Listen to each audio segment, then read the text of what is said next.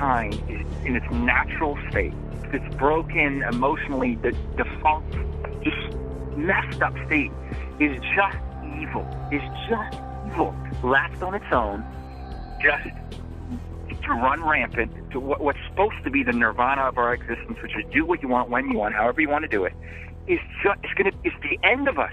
It is just so ugly, looking square in the eye of just humanity. And of course, the thesis of what you're saying is so much more profound than you even know, because ultimately, from my investigations into philosophy and religion and just macro thought, that pivotal question, that fork in the road of a human being, is a human being good inherently, or is a human being bad inherently, will literally dictate your worldview thereafter. How you decide to answer that question will literally determine whether you need a God, whether you need a savior, whether there's a sin nature, and it will determine so many things about the way you see the world, and you are spot on right about that. It has always been abundantly clear to me that man is inherently cursed with a sin nature that we must curb, that we need a savior for, and that we need redemptive grace for.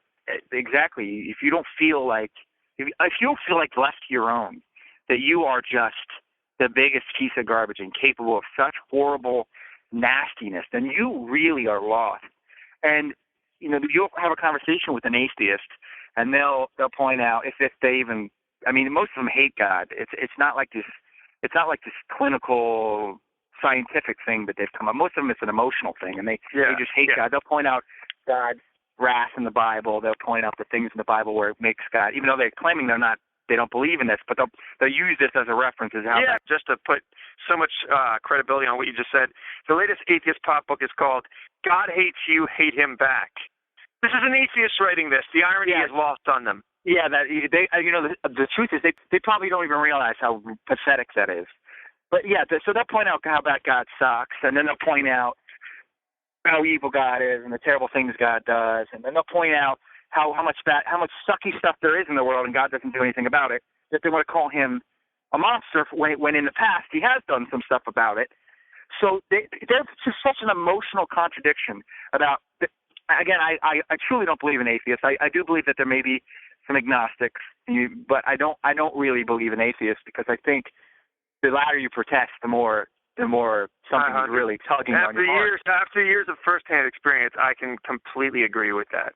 And it's like so many other things. If you're in a mob of people who all have similar mindsets, they get so bold. But if you get one of them on their own and you're willing to pick their brain, you'll get it down to pretty much one or two reasons why they're with the way they are. Exactly. It's like the girl you dated that seems like she's a total emotional wreck. If you sit down with her as a normal human being and you just talk to her for 15, 20 minutes, you realize there's some scars, emotional, psychological scars that are manifesting themselves in any number of harmful ways.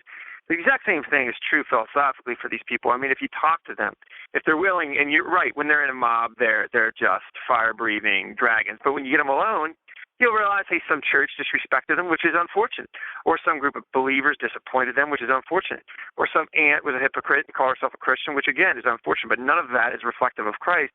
As they were intellectually honest with themselves, they would investigate the religion fairly, but they don't, because they have this emotional knee-jerk reaction that needs to be dealt with. And the way they deal with it is anger, hatred, bitterness. And the devil is more than happy to comply with that. Sure, he's also more than happy to comply with huge apathetic population that really genuinely just doesn't care. That they just don't care about it. And I think in some ways that's to me a little sadder. A militant group of atheists. You have a militant, homosexual. You have a militant group of, you pick. The average person is just going to be like, whatever, especially now. Because I agree. The common core mindset is going to be whatever. I totally agree. The opposite of love has never been hatred. The opposite of love is indifference and apathy. And exactly, if you have an atheist that's just spitting flames from the mouth, you really have somebody who's struggling, who, there's softness in their heart. I've always described this. I did a very popular video on YouTube about this. I called them European and American atheists, because I traveled all through Europe, so I can speak intelligently to this. American atheists are real angry, and they hate Christians, and they hate everybody. The European atheists, it's been hundreds of years of solidifying. They're very, very comfortable with their atheism. It's a darker, colder. They're not looking to fight. They are dead inside when it comes to God. They have very little flame left. And to me, that's a scarier thing if you're concerned about people's souls than somebody who's kicking and screaming. It's much like a relationship again. You know, if you're angry with each other, you love each other. If you don't care, that's when you got a problem on your hands that might not be as easy to fix. Or next to impossible. I mean, there was a time where mankind was so wicked, multiple times probably, but one time for sure, where God was like, okay, it's a wrap. I got to redo. I got to have a redo. Yeah. And I wish there was a movie that explained this to us that we could go and watch and see what actually happened. It'd be nice to suck this up. But don't worry about it, because we got this other movie about, well, something that we don't hear enough about, which is environmental propaganda. So aren't you glad? I'm always thinking. Aren't you glad? No, you know what? I want like a ninth reboot of a 1960s television show or a 1970s television show. I want like a 50th reboot of that in the film version, rather than telling some of the most awesome stories in human history, unequivocally, unarguably the awesomest, most interesting stories in human history told on the big screen with all this technology. I'd rather have some crap reboot or some just nonsense how great the earth is and how bad we all suck, and we all should just die because we suck so bad. I mean, again, we get right back to this is what happens to narcissism. It decays the mind. It grows around the human psyche like black mold to such an extent that you loathe yourself. These leftists, these extremists, are actually preaching to our children that we are parasitic to a world we are that has cancer. No business being here without us. I noticed that in film. It went from being like the white Anglo-Saxon Protestant Christian is the bad guy to like certain elements of humanity are bad guy. Because all of a sudden I started noticing movies about, I don't know, 10 years ago, 15 years ago, where humanity has now become the bad guy. Satan has got us so tricked that we are the pigs jumping off the cliff. We are like, human beings need to be annihilated. Now, I'm glad I'm here. But we need to sterilize because where I'm at, where my brain's at, where my body's at is the end of the line. We can do no more good. But I'm here, so we're good. Abort all the babies and sterilize all the other human beings because I'm here and we're rocking it now. Again, this evil that we're speaking of has reared its head many times through history. It's called itself many different things, but it always has the same ingredients: godlessness, narcissism, and a false placement of the religious instinct into some totalitarian state. And once you mix up that cocktail, millions and millions of people die. So, ladies and gentlemen, fellow Americans who are listening to this is nothing new.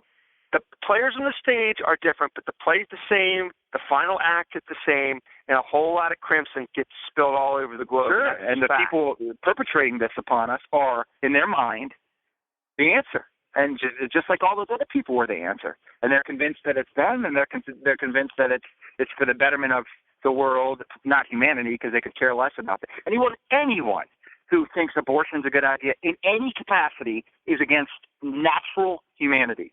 The instinct for a species to survive, this is a scientific fact, is strong. If you're saying kill your young, I mean, look at these horrible, horrible creatures that will die for their young. And humans are so stupid, we're advocating millions of our young die a year, probably not more. 20 million a year globally. Again, a sickness of the mind that is so profound. And exactly, the forces of darkness just have so pretzel-like, so contorted, so darkened, that we're off on ourselves. The point you made about the pigs jumping off the cliff, we are the pigs jumping off the cliff. In 2014, leftism in the form of statism, creeping towards totalitarianism, is pigs jumping off the cliff. I mean, that is what they advocate. That's what they legislate. It's profound. It's a profound statement. That's truly what is happening among Americans jumping off a cliff. Freedom is jumping off a cliff. Humanity is jumping off a cliff. All the virtues you get from a Judeo-Christian upbringing, forget it. Give them some fickle pleasures and a couple tickles, and they'll shut them out and let us rape their freedom. Follow the Atheist Antidote on Twitter, Facebook, and YouTube.